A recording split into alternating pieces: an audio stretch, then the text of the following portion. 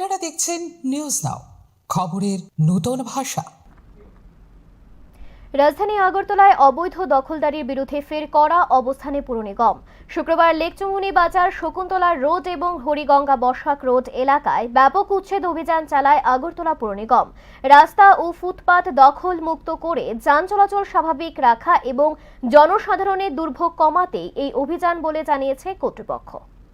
শুক্রবার আগরতলা পুর নিগমের উদ্যোগে শহরের লেকচুমুনি বাজার, শকুন্তলা রোড এবং হরিগঙ্গা বসাক রোড এলাকায় অবৈধ দখলদারির বিরুদ্ধে উচ্ছেদ অভিযান চালানো হয়।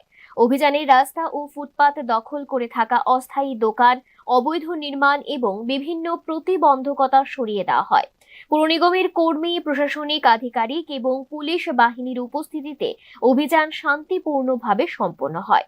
পুর নিগমের পক্ষ থেকে জানানো হয়েছে, দীর্ঘদিন ধরে রাস্তা ও ফুটপাত দখল করে থাকায় যান চলাচলে বিঘ্ন ঘটছিল এবং সাধারণ মানুষকে চরম ভোগান্তির শিকার হতে হচ্ছিল।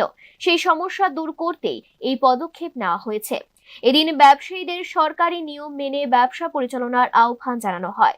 পাশাপাশি সতর্ক করে বলা হয়েছে, ভবিষ্যতে কেউ পুনরায় রাস্তা বা ফুটপাত দখল করলে তাদের বিরুদ্ধে আইনানুগ ব্যবস্থা নেওয়া হবে। আজকে আমরা স্টার্ট করেছি লিকচুমনি বাজার থেকে হয়ে ভগবান ঠাকুর চুমনি মাংসের দোকানগুলি ওইগুলিকে উঠেছি।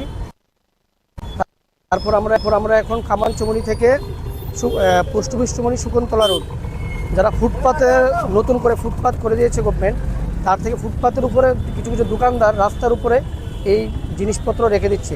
এগুলি আমরা আজকে এখন যারটা পেয়েছি সবগুলি উঠিয়ে নিয়েছি আমরা। শহরের সৌন্দর্য বজায় রাখা, যানজট কমানো এবং পথচারীদের নিরাপদ চলাচল নিশ্চিত করতে আগরতলা পুর নিগমের এই ধরনের উচ্ছেদ অভিযান আগামী দিনেও অব্যাহত থাকবে বলে প্রশাসনের পক্ষ থেকে জানানো হয়েছে। Bureau report, news